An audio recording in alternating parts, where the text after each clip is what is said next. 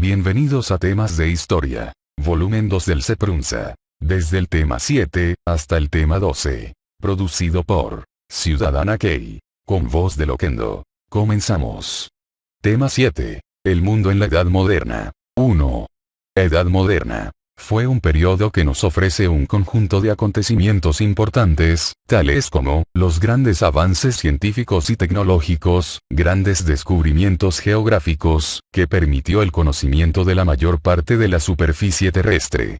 El siglo XVIII, conocido como el siglo de las luces, surgen las nuevas ideas y se difunden entre los burgueses de Europa y América. A ellos les convenían las nuevas teorías políticas porque hablaban del poder del pueblo, los derechos y libertades, expresan sentimientos de modificar la estructura política, económica y sociocultural de la sociedad de esa época.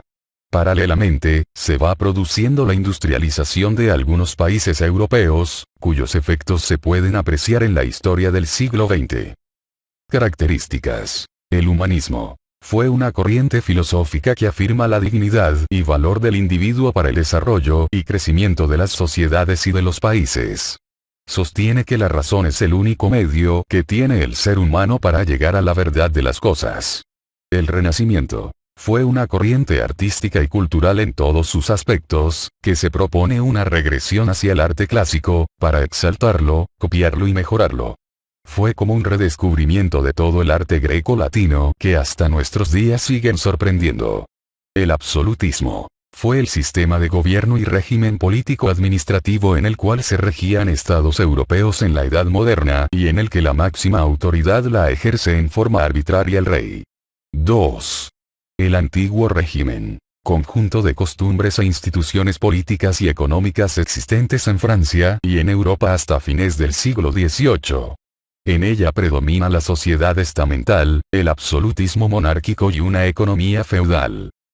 Características sociales. Se basó en un sistema de procedencia feudal que dividía a la población en estamentos o grupos organizados en una escala jerárquica vertical. El ordenamiento social comúnmente estaba dividido en 3 estamentos. La nobleza. Sector privilegiado formado por un número de personas, que poseían tierras de importancia y extensión. Percibían de los campesinos, que vivían en sus tierras, los antiguos derechos feudales. El clero. Sector social privilegiado. Conservaba un gran prestigio e influencia. Además, recibía los diezmos de los fieles, poseían extensas propiedades, que abarcaban la 1/4 parte de la superficie de Francia, y como si fuera poco, no pagaban impuestos.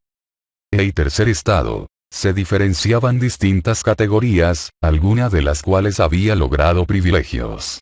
La capa superior del estado llano, era la burguesía. La inferior, los obreros y campesinos. Estos últimos soportaban pesadas cargas que, en la generalidad de los casos, les privaban de las 4/5 partes del fruto de su trabajo.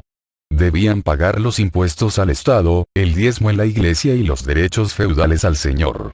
Políticas. Siguió el modelo de la monarquía absoluta, basada en la concentración del poder en el rey y la centralización del sistema administrativo. En el siglo XVIII, los monarcas absolutos influenciados por las ideas ilustradas evolucionaron hacia una forma política más elaborada, llamada el absolutismo ilustrado. Económicas. Estuvo basado en actividades económicas como la agricultura, uso de técnicas arcaicas que hizo que hubiera una escasa productividad, y la ganadería. Las actividades artesanales y el comercio tuvieron poco desarrollo. 3. La Ilustración. Es el movimiento ideopolítico de renovación política, económica y sociocultural. Surgió en Europa, se inició en Inglaterra, se desarrolló en Francia y se extendió por todo el mundo como resultado del progreso y difusión de las nuevas ideas liberales. Las mismas que iluminaron la mente de los hombres, a la vez, contribuyeron a modificar su espíritu, manera de pensar, sentir y actuar, que influyó sobre los cambios y el desarrollo de la sociedad del siglo XVIII y se prolongó hasta el siglo XIX, a nivel mundial. Con ella se quiso crear un mundo nuevo, atacando el antiguo régimen, la intolerancia religiosa y el sistema económico mercantilista. Denominado el siglo de las luces o siglo de la razón. Características del pensamiento ilustrado. El predominio de la razón como fundamento principal del conocimiento frente a la tradición, lo sobrenatural y la superstición. El espíritu crítico, que cuestionaba los rasgos de la sociedad, la cultura o la religión que se oponían a la razón. La defensa de la autonomía del poder civil, que incluso debía controlar al poder eclesiástico. La educación como instrumento para difundir la razón, por lo que era conveniente que fuese dirigida por el Estado. El afán de aplicar los descubrimientos científicos y los aportes filosóficos a la realidad humana. Representantes. John Locke, de 1632 a 1704. Filósofo inglés, considerado como el padre de las nuevas ideas, debido a que fue el primero que negó la doctrina del derecho divino de la autoridad real. Asimismo, rechazó el sistema absolutista, concediendo en cambio, importancia a la opinión de los ciudadanos en la elección de los gobiernos, echando así las bases de la soberanía popular. Solicitó también el principio de la tolerancia religiosa. Sacudió los cimientos del absolutismo. Montesquieu, de 1689 a 1755. Filósofo francés, noble ilustrado. En su obra, Cartas persas, satirizaba las costumbres de la Francia absolutista. Y en su libro de El espíritu de las leyes, escrito en 1749, no solo atacó el absolutismo real, sino que llevó a cabo un análisis de las diferentes formas de gobierno para proponer un nuevo sistema de gobierno. La monarquía constitucional donde el rey reina pero no gobierna, compuesto por tres poderes. Ejecutivo, legislativo y judicial que aun cuando justificase la conservación del poder real, motivó la participación de las otras clases de la sociedad en los asuntos del Estado. Montesquieu consideró la legalidad como lo más importante dentro del Estado, pues es la garantía de la libertad política. Sostenía que el poder legislativo esté a cargo de un órgano de representación popular y el rey solamente es depositario del poder ejecutivo, pues existe un tribunal de jurados que ejerce el poder judicial. Voltaire, de 1694 a 1778. Filósofo, historiador y literato francés. Fue el más implacable crítico del antiguo régimen. Para ello se sirvió de la sátira y la burla, lo cual le valió haber estado varias veces en la Bastilla. Era partidario de la monarquía constitucional como el sistema liberal inglés, pero deseaba que ésta fuera limitada por los derechos de los ciudadanos. Reclamaba porque se suprimieran la censura y los privilegios de la nobleza y de las clases altas. Deseaba una monarquía ilustrada, es decir, iluminada por la luz de la razón y con una amplia tolerancia religiosa. Con su espíritu ingenioso, combativo e irónico, consiguió que el pueblo perdiera respeto y temor al rey, a la nobleza y al clero. Obra. Carta a los ingleses. Jean-Jacques Rousseau, de 1712 a 1778. Escritor y filósofo suizo, quien tuvo mayor influencia en la Revolución Francesa. Obtuvo su primer éxito literario con un tema histórico sobre el Renacimiento, en el que analizaba el valor de la cultura e ilustración para la evolución de la sociedad. Posteriormente, publicó El Emilio, sobre la educación natural. En esta obra Rousseau señaló que la cultura no es útil, sino que corrompe al hombre. Puesto que todos los vicios provienen de la ciencia y las artes, acrecientan las calamidades y opresiones de la sociedad. En 1762, publicó El Contrato Social. En él planteó que el Estado se formó por el nacimiento de la propiedad privada y que dividió a la sociedad en ricos y pobres, dando lugar a la aparición de la organización política. En esta obra sostiene que la fuente de la soberanía es el pueblo y todos los hombres deben ser iguales, aunque se delegue en algunos la función de gobernar. Consideró que para liberar a la sociedad de las calamidades era necesario destruir el antiguo régimen y crear un régimen de Estado basado en el contrato social. Tampoco aprobaba el desarrollo capitalista, sino que era partidario del trabajo en pequeña escala en una economía artesana. Su ideal de gobierno era una república democrática, a la que llamó patriarcal, en la que todos los ciudadanos pudieran discutir y aprobar ellos mismos las leyes, y en donde cada uno tuviera la propiedad suficiente para cubrir sus necesidades elementales. Adam Smith, de 1723 a 1790. Economista escocés, considerado el padre de la economía política, opuesto al mercantilismo, es uno de los fundadores de la escuela clásica de la economía y del liberalismo económico. En su obra, Investigación acerca de la naturaleza y las causas de la riqueza de las naciones, logró hacer de la economía política burguesa de Inglaterra una rama científica. Planteaba que el hombre necesita constantemente de la ayuda de sus semejantes. Consideró que el trabajo era la única fuente de riqueza y lo calificaba como la medida real del valor de intercambio de cualquier producto. De esta forma, el valor de una mercancía dependía del trabajo humano que se hubiera invertido en su elaboración. Enciclopedismo. Fue el movimiento filosófico, pedagógico y cultural expresado a través de una enciclopedia francesa entre los años 1751 y 1772, en Francia, bajo la dirección de Denis Diderot y Jean de Alembert, contribuyendo en su elaboración las figuras más notables de la Ilustración, como Voltaire, Rousseau y Montesquieu. La enciclopedia, también llamado Diccionario Razonado de las Ciencias, Artes y Oficios, constaba de varios tomos. Esencialmente se caracterizaba por divulgar el saber de su tiempo. Pretendía recabar o compilar todo el conocimiento humano de la época a partir de nuevos principios de la razón. La meta del enciclopedismo siempre fue la divulgación del conocimiento, la democracia del saber, proporcionando las herramientas que se necesitaban para el desarrollo económico, técnico y político. Características. Ostentar la filosofía de la Ilustración. Promocionar las ideas republicanas y democráticas. Exponer un conjunto de ideas para combatir el absolutismo. Consecuencias de la Ilustración. La independencia de las 13 colonias inglesas en América del Norte, constituyéndose en las primeras colonias en obtener su libertad y organizarse en un Estado federal con una forma de gobierno republicano democrático, elaborando una constitución política basada en la soberanía popular y en el respeto de los derechos humanos y una estructura económica basada en los principios del liberalismo económico. La Revolución Francesa, que marcó el cambio del antiguo régimen absolutista y destruyó los últimos restos del feudalismo, abriendo el camino hacia el liberalismo y la democracia. La Declaración de los Derechos del Hombre y del Ciudadano, inspirada en la ideología de la Ilustración, sirvió de base para la Constitución francesa. En este documento se establece el principio de la soberanía popular, mediante la cual el pueblo expresa su voluntad por medio de la ley. Se define, asimismo, la separación de poderes dentro del gobierno y que los derechos naturales del hombre son la libertad, igualdad, propiedad, seguridad y resistencia a la opresión. Estableció las bases de los movimientos y procesos independentistas de las colonias españolas en América Latina para fundar repúblicas independientes. 4.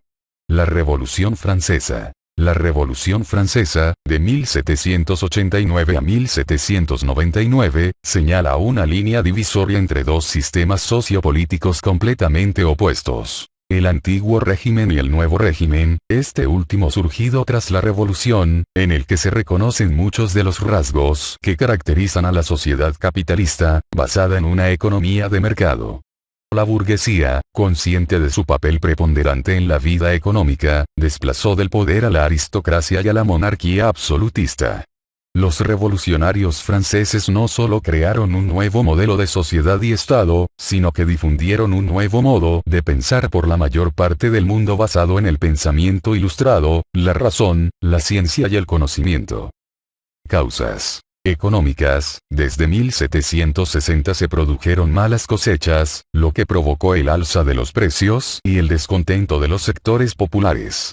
Además, se incrementó la crisis financiera por el derroche de la corte y los conflictos bélicos sociales. Los burgueses estaban descontentos porque, a pesar de su creciente poder económico, tenían poco poder político, pues los altos cargos del gobierno y del ejército eran ocupados por la nobleza.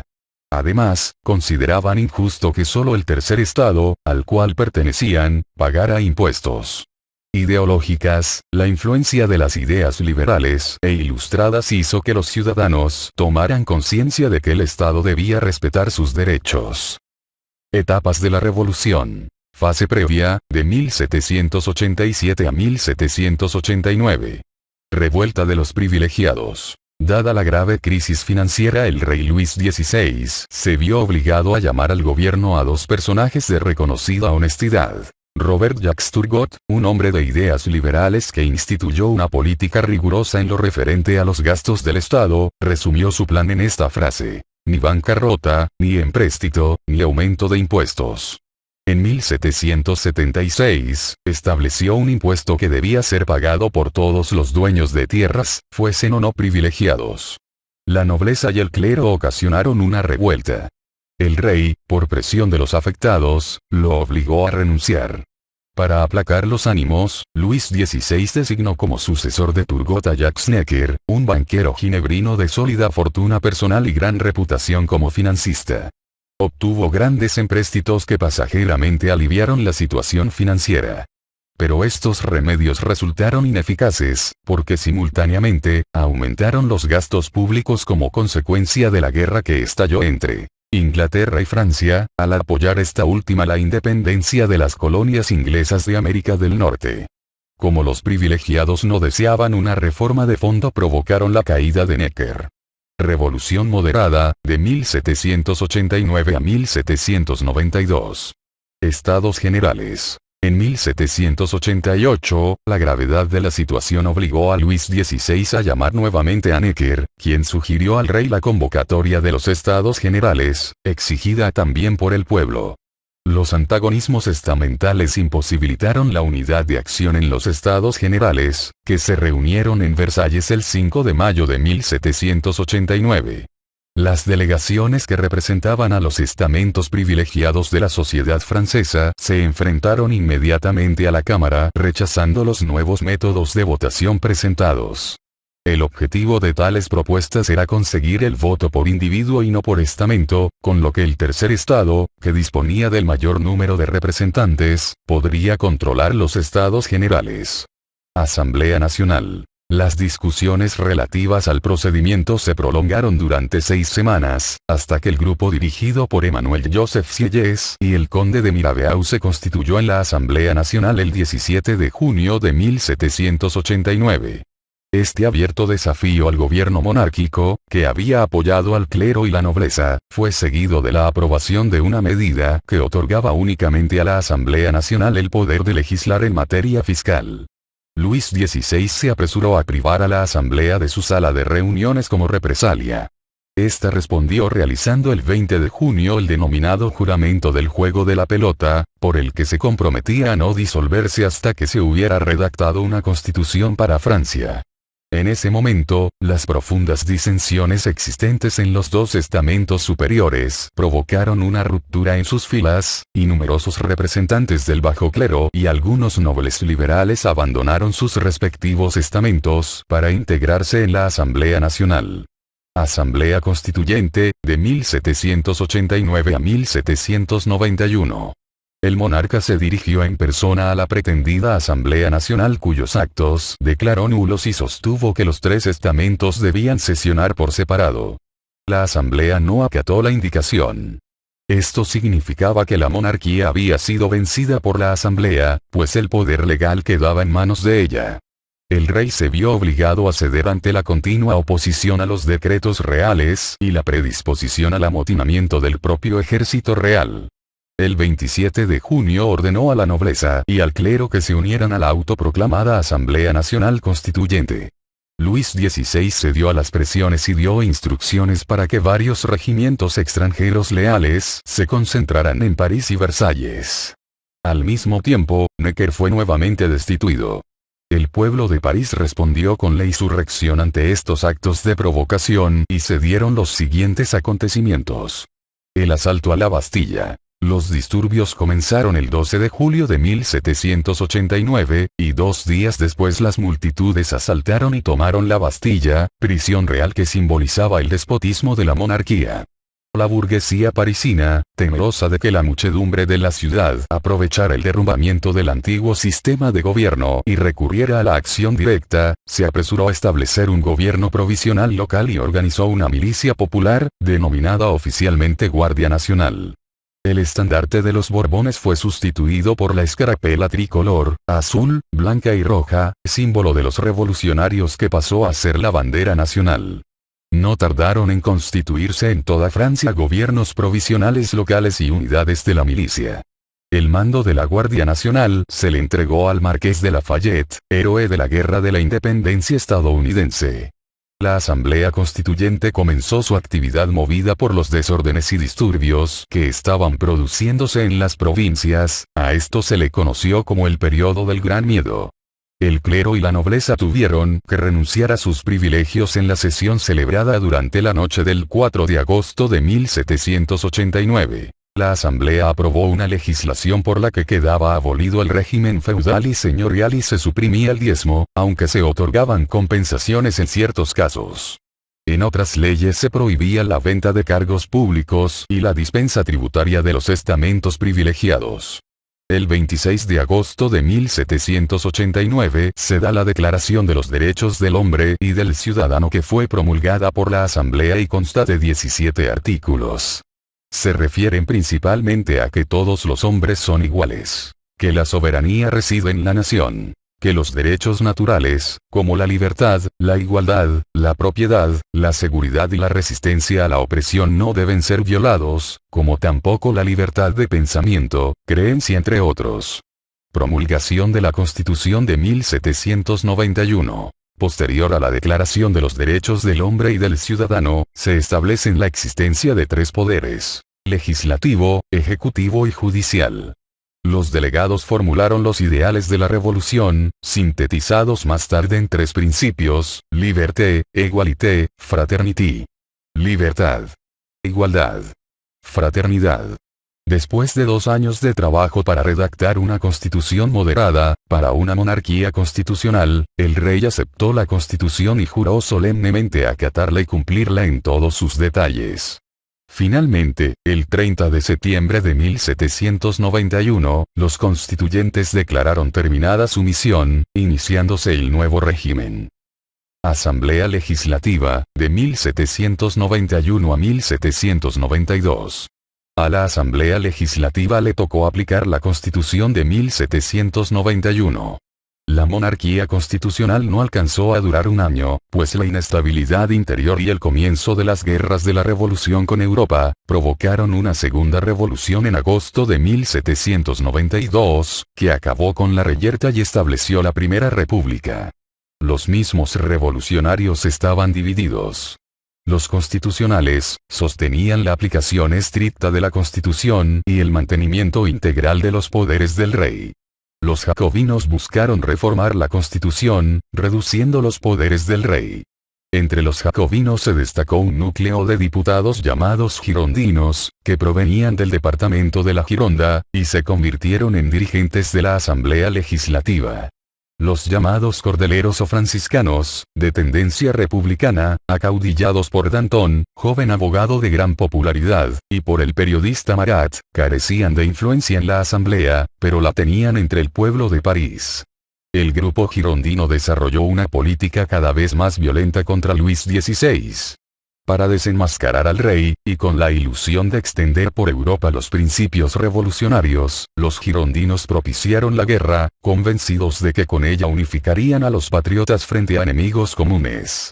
Revolución exaltada, de 1792 a 1795. La República. La Convención. A la caída de la monarquía siguió la celebración de elecciones, por sufragio universal masculino, y la constitución de la Convención Nacional, cuya puesta en marcha coincidió con la victoria de las tropas francesas sobre los prusianos en Valmy, el 20 de septiembre de 1792. 2 días después, el 22 de septiembre, la Convención Nacional proclamaba la República. En la convención, las facciones políticas principales eran las siguientes. Los girondinos, su postura era moderada y de defensa de la legalidad constitucional. Los jacobinos, partidarios de radicalizar la revolución y declarar a Francia una república. La llanura, era un grupo integrado por burgueses y republicanos de carácter moderado y fieles al espíritu de la revolución de 1789. La época del terror, en esta se formó un gobierno revolucionario bajo la dirección de Robespierre. Implantó la época del terror y envió al patíbulo a millares de detenidos y sospechosos. Reinó la violencia y la crueldad, hasta los propios caudillos como Marat y Danton sucumbieron violentamente, de igual forma Robespierre. El gobierno del terror estuvo conformado por 3 comités: el de la salud pública, el de seguridad nacional y el tribunal revolucionario. Expansión de la revolución, de 1795 a 1799. Directorio. La convención fue disuelta y sustituida por 2 cámaras en octubre de 1795, el Consejo de Ancianos y el Consejo de los 500, elegidos por sufragio censitario. Detentaban el poder ejecutivo los 5 miembros del directorio. Dominado por la burguesía conservadora, el directorio se apoyó en el ejército para reprimir las revueltas populares cuando la supresión del control de precios encarició nuevamente los productos básicos, y también para aplastar las conspiraciones e insurrecciones promovidas tanto por los realistas como por la izquierda radical. El desgobierno reinante y la debilidad del régimen inducían a la burguesía y a los principales dirigentes a inclinarse por una solución militar. Finalmente, con el apoyo de uno de los directores, Emmanuel Joseph Sieyès, y de otros altos cargos, Napoleón Bonaparte encabezó el golpe de estado del 18 de Brumario según el calendario francés, lo que sería el 9 de noviembre de 1799. La Revolución Francesa había terminado. El directorio fue sustituido por un nuevo régimen autoritario, llamado el Consulado, de 1799 a 1804, a cuyo frente se puso, investido de amplios poderes, el mismo Napoleón como primer cónsul. Consecuencias de la Revolución. Abolición de la monarquía absoluta, antiguo régimen, en Francia, el sistema económico feudal y la sociedad estamental. Triunfaron los principios de la Ilustración. La soberanía ya no reside en el rey sino en todos los ciudadanos, que se regían a través de una nueva constitución. Se inicia una nueva época histórica, la edad contemporánea dejando atrás a la edad moderna. Se crea un nuevo sistema económico que llevará al capitalismo moderno y se reconoce la propiedad privada. Es un proceso de cambio que extendió su influencia por Europa y el mundo. A fin del tema 7.